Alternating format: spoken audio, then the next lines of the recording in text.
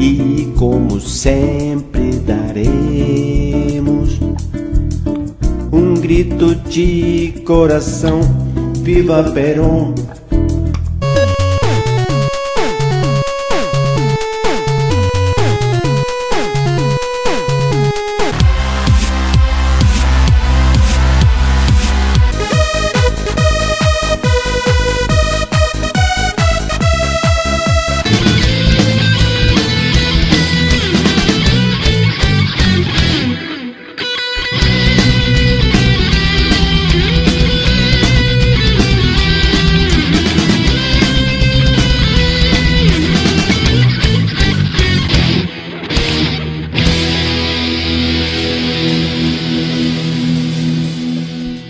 Segundo video de la unidad número 5, y aquí analizaremos la conformación y enfrentamiento de estos dos bloques sociopolíticos, a saber, el del peronismo y del antiperonismo. Y antes de abordarlos, quiero señalar lo que ya marqué en el video anterior. Por favor, mantengan siempre una postura crítica y flexible. Por favor, entiendan que no es que el peronismo tiene toda la razón y el antiperonismo esté equivocado o viceversa, al revés, sino que en estas dos grandes interpretaciones de la realidad, la interpretación peronista y la interpretación antiperonista, son parcialmente correctas y parcialmente erradas al mismo tiempo. Esto quiere decir que en algunas cosas realmente han acertado y en otras cuestiones están bastante sesgadas, bastante erradas. Verán también que he colocado un rayo acá al medio para simbolizar esta ruptura, este enfrentamiento, esta división entre estos dos grandes bloques. Verán este rayo aquí y también lo verán aquí, que es el otro esquema. En este otro esquema explicaremos quiénes y por qué terminan apoyando el peronismo y quiénes y por qué terminan apoyando al antiperonismo. Bueno, muy bien, expliquemos básicamente en términos bien generales, las ideas de cada una de estas interpretaciones. Debo decir que no podremos ahora profundizarlas en detalle, sino que a medida que avancemos en la unidad, también regresaremos a esta diapositiva y confirmaremos o no aquellos elementos que son correctos y aquellos elementos que son más bien discutibles de ambas interpretaciones. Comencemos por el peronismo. Perón es el único líder de nuestra historia que ha implementado políticas sociales a favor de los sectores más pobres. Bueno, sí y no.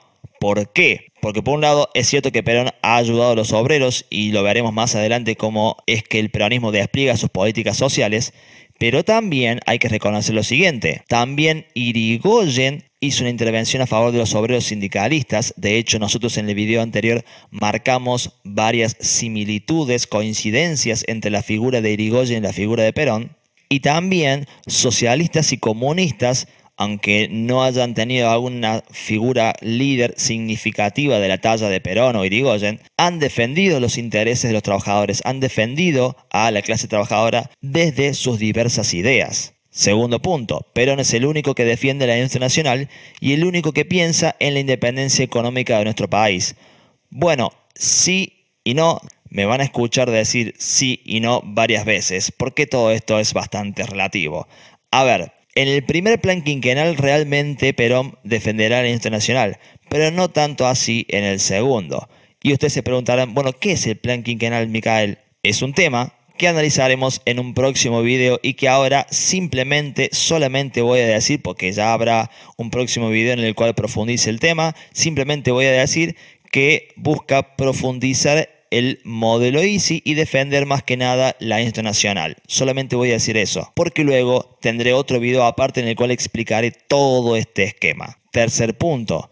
Perón es el único que se ha enfrentado a la oligarquía terrateniente, que siempre ha sido vendepatria para con los ingleses y con los Estados Unidos. Ciertamente nosotros hemos planteado un poco de este asunto cuando analizamos el tristemente célebre pacto Roca-Runciman con todos los beneficios que obtuvieron los ingleses a cambio de que nuestra clase terrateniente pudiera mantener la exportación de carnes. E incluso si nos remontamos a la unidad número 2, la unidad referida al modelo agroexportador, podremos encontrar muchas características que nos hablan de la dependencia económica de nuestro país para con el exterior, más que nada con Inglaterra sobre todo. Pero esta independencia económica que defiende el peronismo no va a ser tal en el segundo plan quinquenal, que también explicaré en otro esquema más adelante. Ahora, del lado del antiperonismo, sucede lo siguiente. Para los antiperonistas, Perón es un líder fascista que reprime y censura a sus opositores, cuyo objetivo es concentrar todo el poder en sus manos. Sigo con el punto siguiente y ya les digo por qué. El peronismo solo busca quitarnos la libertad para así gobernar sin ningún tipo de disidencia, es decir, sin ningún tipo de oposición. Estos dos puntos no los voy a explicar ahora porque se nos va a ir demasiado largo este video, pero más adelante, en este esquema que vendrá mucho más adelante, explicaré y abordaré este asunto. Tercer punto, Perón manipula a los obreros ofreciéndole beneficios engañosos con el solo fin de acumular poder. Sí y no de nuevo, porque es cierto que Perón busca acumular el poder, es cierto que busca ser una figura de importancia indiscutible en el país, esto es así, pero es muy discutible hasta qué punto los obreros están siendo engañados, porque los beneficios que va a dar el peronismo son producto de una situación que realmente es genuina. ¿A qué me refiero con esto? A que todos estos derechos realmente faltaban y que la clase obrera realmente estaba en una condición muy desigual, muy oprimida, muy complicada. Y el peronismo, para bien o para mal, va a venir a solucionar esos problemas. Último punto, el peronismo es la clara manifestación de la decadencia cultural de nuestro país. Y aquí puse esta dicotomía ya muchas veces abordada en esta materia, que es la idea de civilización y barbarie. Bueno, en pocas palabras, si el peronismo defiende en este momento los intereses de los obreros, los intereses de los más pobres, entonces el peronismo no es otra cosa que el regreso de la barbarie. Y nosotros, los civilizados, los que defendemos el progreso y el avance, es decir, los antiperonistas, vemos cómo la barbarie está creciendo y esto va a significar la decadencia cultural de nuestro país. No voy a confirmar ni refutar todos estos puntos porque para eso tengo toda esta unidad para hacerlo, sino que a medida que vayamos avanzando iré profundizando en cada uno de ellos y veremos qué tan correcto, qué tan errado. Lo importante aquí, y en esto les pido por favor que presten atención, es que esto es lo que piensan los peronistas y esto es lo que piensan los antiperonistas y es por eso que han estado luchando muchísimo en este periodo. Si se me permite la opinión, lo triste es que muchas de estas ideas todavía se siguen defendiendo de manera absoluta y que entre los dos bandos prime la incomprensión, esto es, la incapacidad de ponerse en los ojos del otro y entender lo que el otro piensa, y la incapacidad también de cualquiera de los dos de hacer una autocrítica. Bien, ¿quiénes y por qué apoyan al peronismo y quiénes y por qué apoyan al antiperonismo? Vamos paso por paso. Vamos con el peronismo primero.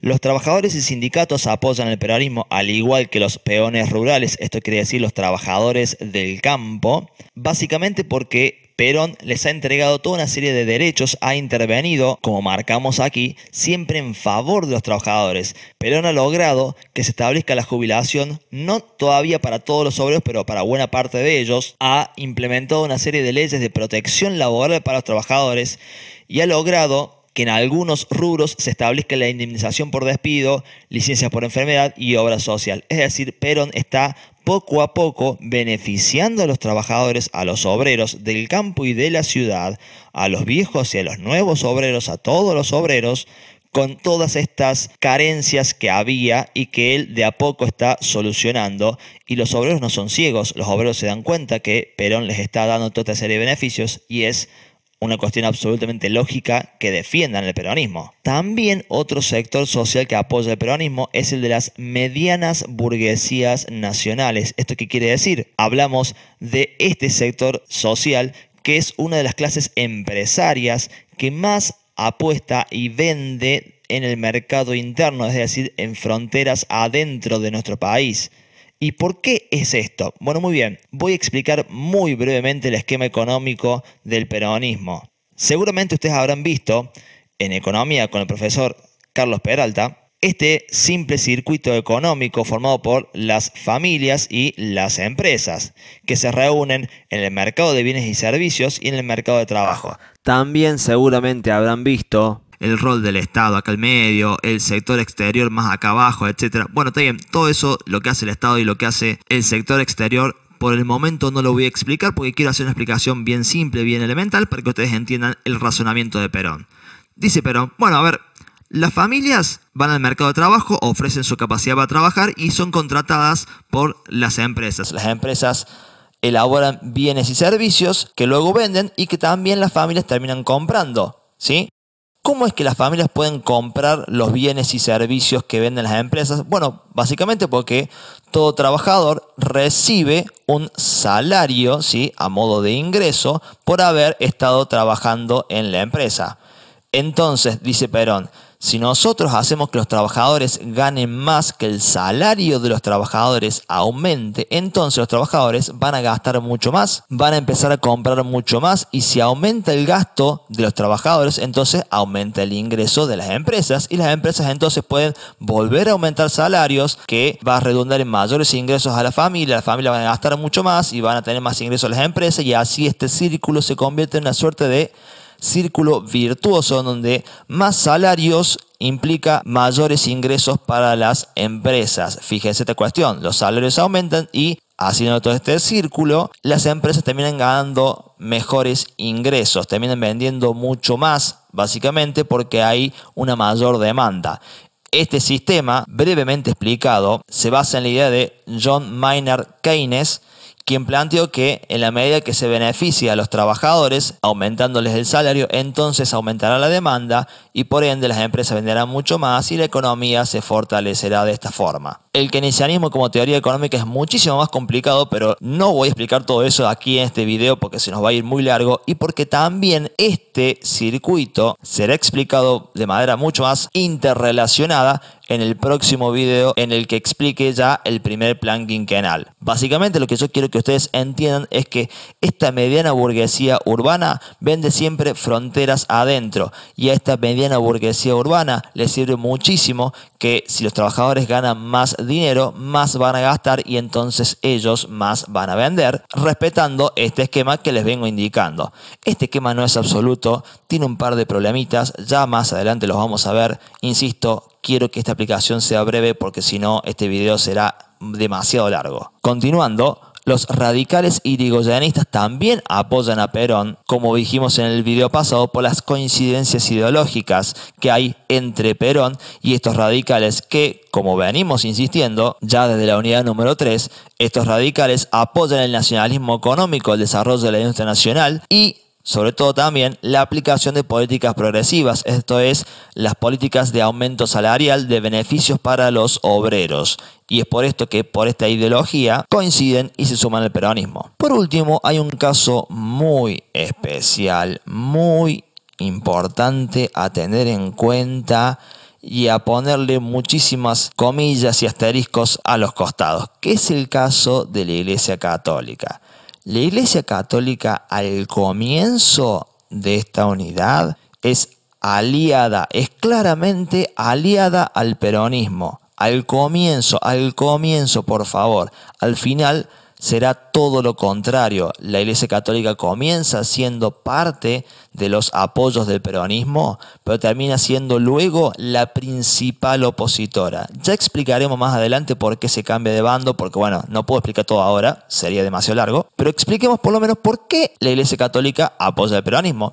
Por razones elementales. Perón surge del GO, del nacionalismo autoritario y popular, que, como dijimos en el video pasado, tenía una ideología claramente católica. Estos militares, entre los cuales por supuesto se incluye Perón, consideraban que la única religión válida y correcta era la del catolicismo y que ésta debía enseñarse de manera obligatoria en todas las escuelas públicas y privadas, y además, estos militares, algo que no dije en el video pasado, aumentaron el presupuesto de apoyo a la Iglesia Católica. Esto es, les regalaron más subsidios. Por otra parte, hay otra razón por la cual la Iglesia Católica apoya al peronismo, y es que del otro lado están los comunistas, y esto ya lo dije varias veces, los comunistas en general son ateos y son bastante anticlericales, y es por esto que la Iglesia siempre prefiere estar en la vereda del frente de los comunistas, y de hecho, cuando se den estas elecciones, que ya veremos en qué circunstancias es que se dan,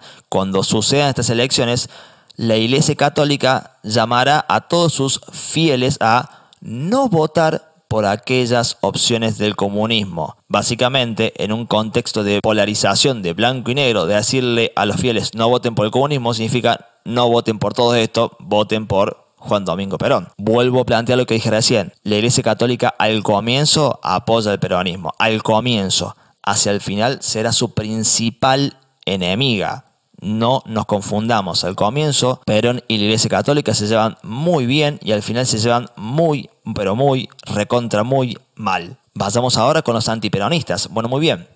Los grandes terratenientes representados en la Sociedad Rural Argentina, esta que vimos allá en la unidad número 2, que integraba a todos los terratenientes, los grandes poseedores de tierra de nuestro país, rechaza al peronismo por muchas razones. La primera que podemos ir nombrando tiene que ver con esta idea de civilización y barbarie. Los terratenientes siempre han considerado que el Estado debe defender sus intereses y no los intereses de otras clases sociales, y siempre han considerado que ellos son la civilización y que los obreros, las clases más bajas, son la barbarie y que ningún gobierno debe defender los intereses de la barbarie. Esto es errado para ellos. Pero también, otra razón que tienen para oponerse al peronismo es que para ayudar a los obreros, de algún lado tiene que salir el dinero necesario para aumentar los salarios de los trabajadores.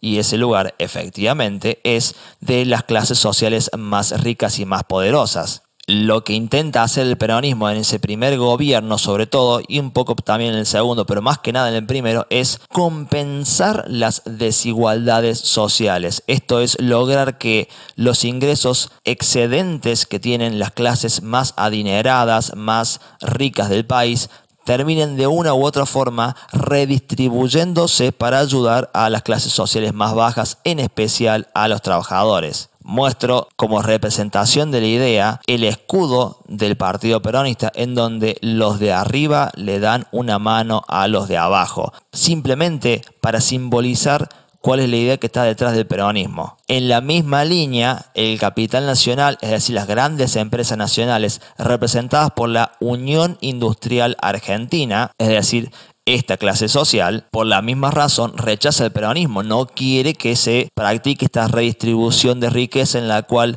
los de arriba forzosamente tienen que ayudar a los de abajo. A esto sumémosles otra cosa. Si Perón interviene a favor de los sindicatos tienen más libertad, más capacidad de acción y también mayor poder para reclamarle a sus patrones, para reclamarle a los dueños de las empresas. En otras palabras, para reclamarle con más poder, con más ímpetu a los grandes terratenientes y a el capital nacional. Mientras que antes del peronismo, en cada empresa el patrón mandaba sin ningún tipo de disputa y no había sindicato que pudiera desafiarlo al patrón, básicamente por esto que planteamos en la unidad anterior, porque los obreros eran una y otra vez reprimidos, porque estas dos tendencias que había en la unidad anterior eran fuertemente represoras de los obreros. Entonces los patrones, los dueños, los empleadores podían dirigir sus empresas como así más les gustara a ellos, como mejor quisieran, y no iban a encontrar disputa alguna, no iban a encontrar enfrentamiento alguno. Con la intervención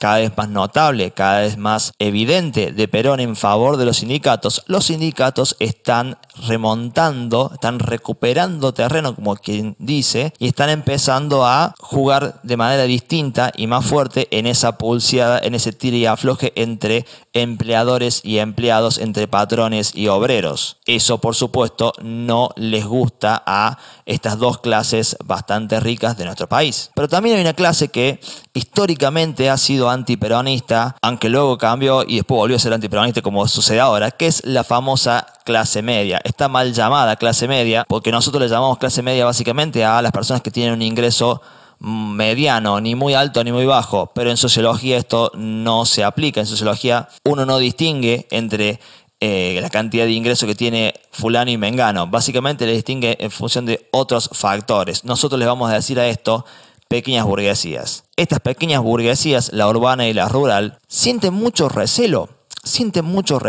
¿Y por qué? Fíjense lo que es la pirámide social que hay durante el peronismo, que es esta de aquí. En la anterior unidad, fíjense, la pequeña burguesía urbana y rural estaban por encima de los trabajadores. Y ahora, en cambio, están prácticamente a la misma altura.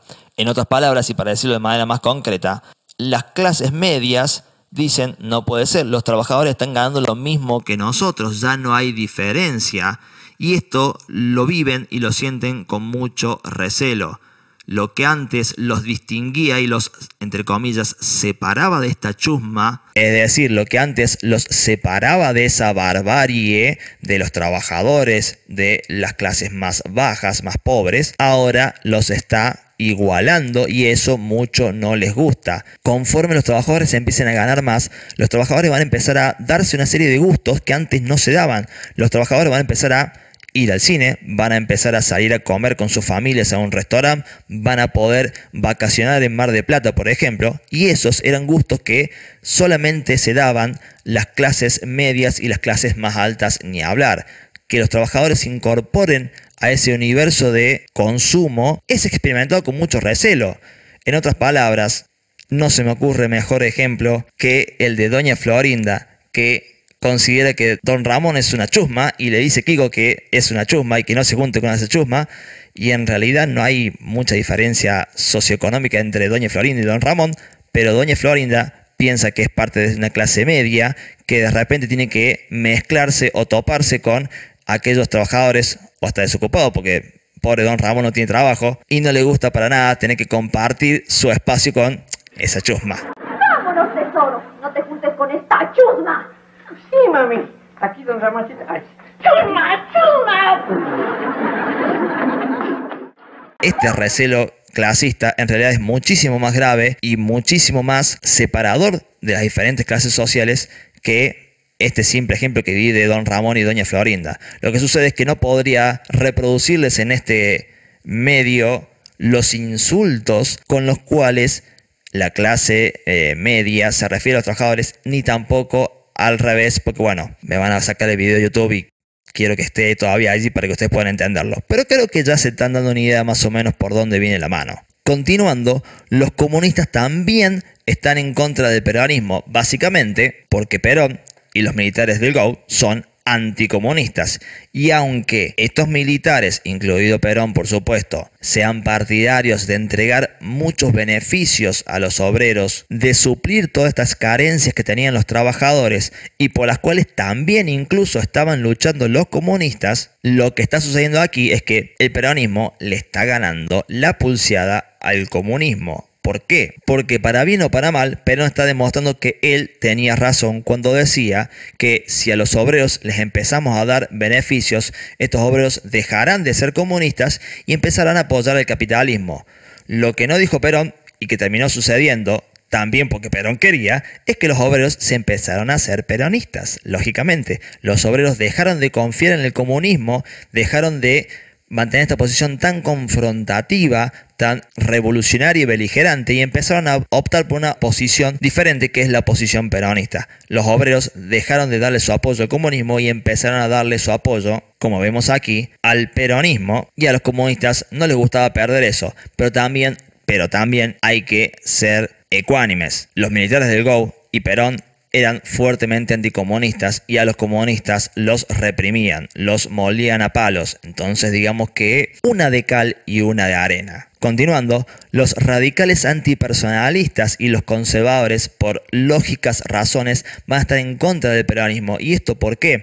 Ya dijimos varias veces que estos radicales antipersonalistas que defendían el liberalismo económico, esto es, que cada empresa se maneje de manera libre, que el mercado regule la economía, y la aplicación de políticas regresivas, esto es, que beneficien a las clases más altas y que en algún punto hasta perjudiquen a las clases más bajas, este tipo de políticas eran las que defendían los radicales antipersonalistas y son las políticas que llevaron a que estos radicales, tanto durante la presidencia de Alvear como también durante la Unidad 4 anterior, durante este periodo de 1930 a 1943, ¿sí? Donde todo este periodo, los radicales antipersonalistas terminaron coincidiendo con los conservadores. En otras palabras, estos radicales antipersonalistas, históricos aliados de los conservadores, tienen razones ideológicas claras para oponerse al peronismo. Piensan de manera distinta, piensan que la economía tiene que regularse de otra manera completamente distinta.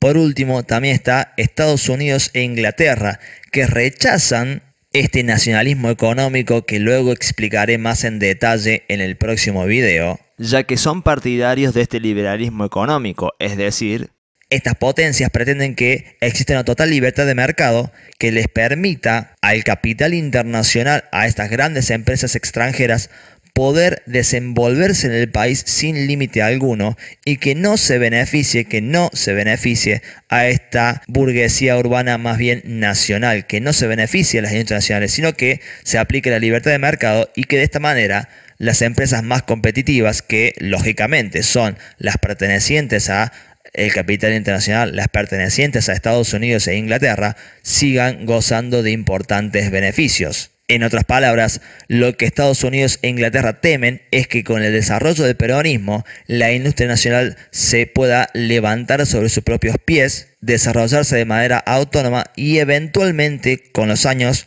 con muchos años, pueda volverse económicamente independiente y hasta quizás competidora de sus propias industrias. Es muy común, ya no tanto de Inglaterra, pero sí de Estados Unidos, en Latinoamérica, en la historia de toda Latinoamérica, que se intente evitar el ascenso de líderes nacionalistas que planteen, como vimos en la unidad número 2, la superación de esta división internacional del trabajo entre centro y periferia. Lo explicaremos más que nada en el próximo video, pero todo este esquema económico, social y político busca justamente superar esa división internacional del trabajo de centro y periferia que justamente Estados Unidos e Inglaterra pretenden conservar. Así las cosas, el enfrentamiento entre estos dos bloques va a ser patente, va a ser evidente, no se va a poder ocultar y harán una marcha, ¿sí? Primero los antiperonistas, llamada Marcha de la Constitución y la Libertad. Una marcha que, como puede verse, estaba integrada más que nada por sectores socioeconómicos más bien altos,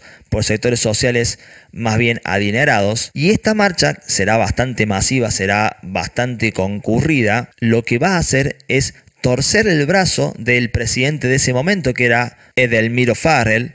Y Farrell se va a ver presionado por la situación a pedirle la renuncia a Perón, a obligarlo a renunciar a sus 3 cargos. Perón, de un buen momento a otro, dejará de ser secretario de Trabajo y Previsión, dejará de ser vicepresidente, dejará de ser ministro de Guerra y Perón será apresado. Perón será apresado y será llevado en confinamiento a la isla Martín García. Sí, efectivamente, la misma isla donde apresaron a Irigoyen después de hacerle el golpe de Estado. Sí, estamos hablando de este golpe de Estado. Después que le hacen este golpe de Estado a Irigoyen, lo ponen preso en esa isla Martín García y allí también va a parar Perón. Una vez que esta marcha de los antiperonistas sucede, y esta marcha es bastante concurrida, y que el gobierno de Edelmiro Farrell es obligado prácticamente por la presión social y por la presión de estos sectores sociales que no son para nada poco poderosos, sino que siempre han tenido una gran capacidad para influir en los diferentes gobiernos. Perón termina preso, Perón termina sin estos 3 cargos y entonces le cortan todo vínculo con los sindicatos, con los políticos irigoyenistas y con las Fuerzas Armadas. Perón prácticamente se ha convertido en una suerte de muerto político. Toda su carrera política ascendente se ve obstruida, obstaculizada y prácticamente podría haber llegado a su final. El peronismo podría jamás haber nacido. Pero ¿qué sucedió? El famoso 17 de octubre, luego, mucho más tarde, llamado Día de la Lealtad. Y que hoy todos los peronistas festejan. Resulta que la CGT, la Confederación General del Trabajo, convocó a un paro general y movilización para el 18 de octubre en defensa de Perón, para pedir la liberación de Perón. ¿Por qué piden la liberación de Perón? Bueno, esto es bastante sencillo. Perón en ese momento era el líder que a través de la Secretaría de Trabajo y Previsión había intervenido siempre en favor de los sindicatos y decían los obreros en ese momento: si Perón sigue preso, todas estas pocas conquistas que hemos conseguido, todo este terreno que hemos remontado, que hemos recuperado, todo lo que hemos conseguido hasta este momento se va a esfumar, se va a hacer humo, lo vamos a perder. Tenemos que salvarlo a Perón, porque Perón, para bien o para mal, es la única alternativa que tenemos nosotros para poder asegurar nuestros derechos. Ahora bien, no es el 18, sino el 17 de octubre, un día antes, cuando y escuchen muy bien esto, muchísimos, pero muchísimos, realmente muchos obreros, no hay un número muy preciso y por eso no me arriesgo a decirlo, pero realmente muchísimos obreros solos, y esto escúchenme muy bien, sin colectivo y sin choripán, y sí, me estoy refiriendo a eso, sin colectivo y sin choripán, sabiendo que Perón estaba preso, solos, se van hasta la Plaza de Mayo y piden masivamente que Perón sea liberado. Eso le genera una situación complicadísima a Farrell. El pobre Edelmiro Farrell está entre la espada y la pared. Por un lado, debido a la presión de los antiperonistas, Farrell decidió encarcelar a Perón y por otra parte, ahora el 17 de octubre tiene en la Plaza de Mayo una cantidad inconmensurable de personas, una cantidad inconmensurable, incontable de obreros allí pidiendo que por favor liberen a Perón. Y ahí Farrell seguramente se agarró la cabeza, se desabrochó la camisa y dijo, ¿qué hago en estas circunstancias?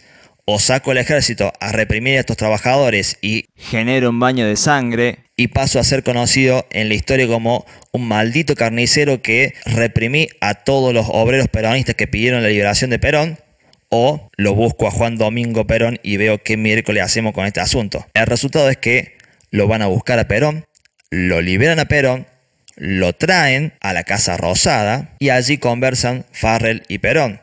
Y Farrell dice, ¿qué hacemos, Perón, con este asunto? Y Perón le dice, muy sencillo, la única alternativa para resolver este asunto es llamar a elecciones, que la gente vote, que la gente vote. Yo voy a ser candidato a presidente, dice Perón, yo voy a ser candidato a presidente, y ahí veremos.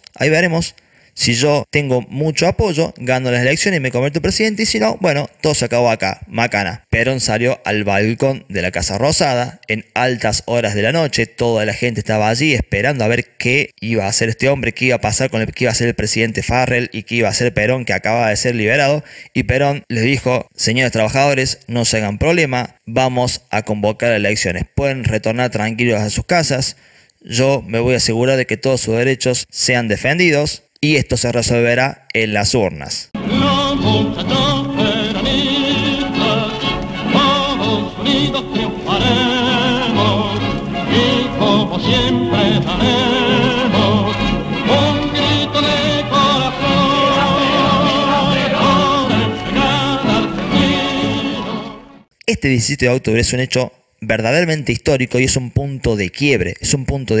Porque a partir de este momento está claro, por un lado, que Perón no es simplemente una figura en ascenso que ha ido creciendo en poder, sino que se ha fortalecido notablemente y ha nacido, y está clarísimo y sin lugar a dudas, después del 17 de octubre, ha nacido un movimiento peronista formado sobre todo por trabajadores. Por supuesto que hay políticos irigoyenistas y hay fuerzas armadas, sí, y también hay empresarios, está la Iglesia Católica también, etc. Pero, como decía Perón, la columna vertebral del movimiento es la clase trabajadora, porque ha sido la clase trabajadora la que masivamente, e insisto con esto, de manera autónoma, sin bondi y sin chori, como se dice en el barrio, fueron solos a la Casa Rosada a pedir masivamente por la liberación de Perón.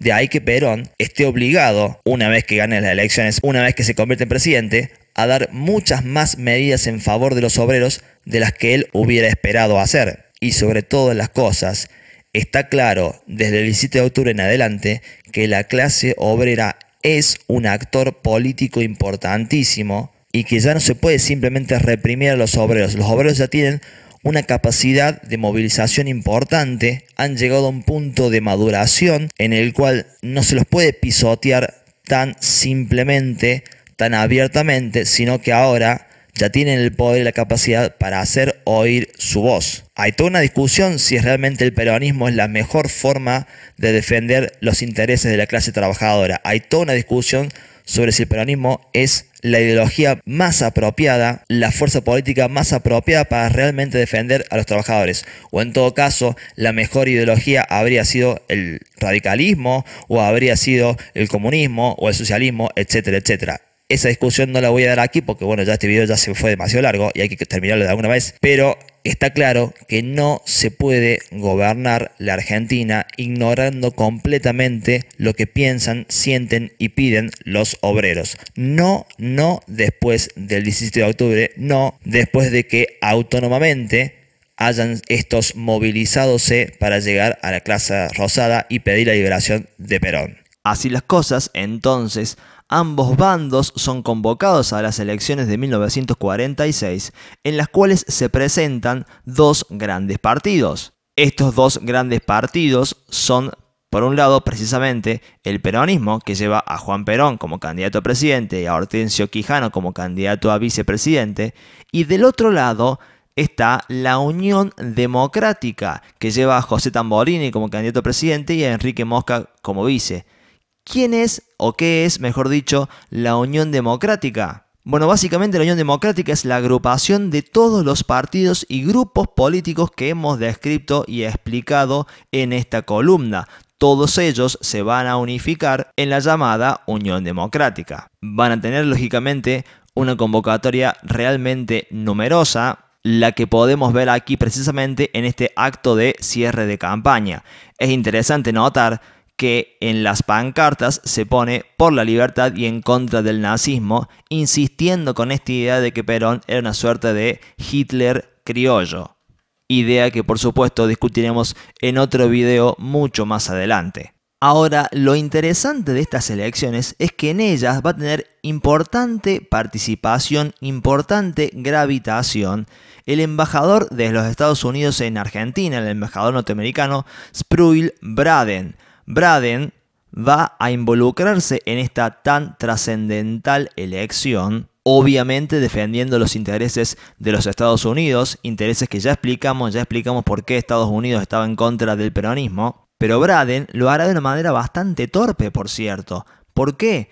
Porque se va a sobreexponer, se va a dejar fotografiar con los miembros de la Unión Democrática, va a tener una importante participación en los actos políticos, tales como este de la Unión Democrática, y esta torpeza de parte de Braden va a ser inteligentemente aprovechada por Perón. ¿Por qué? Porque los peronistas van a plantear la siguiente disyuntiva. En estas elecciones solamente hay dos opciones, Braden o Perón, Perón o Braden. ¿A qué se refieren los peronistas con esto? Básicamente lo siguiente, como dijimos al comienzo de este video, los peronistas sostienen que Perón es el único que se ha enfrentado a la oligarquía terrateniente y que siempre esta ha sido vendepatria para con los intereses de los ingleses y los Estados Unidos. El hecho de que Braden tenga una participación tan activa, tan expuesta, tan pública en favor de la campaña de la Unión Democrática, le va a permitir a Perón plantear que todos aquellos que voten por la Unión Democrática están votando básicamente en favor de los intereses de los norteamericanos, en favor de los intereses de los Estados Unidos, en favor del imperialismo norteamericano que está utilizando a la Unión Democrática como su instrumento, como su medio para continuar ejerciendo el poder en nuestro país.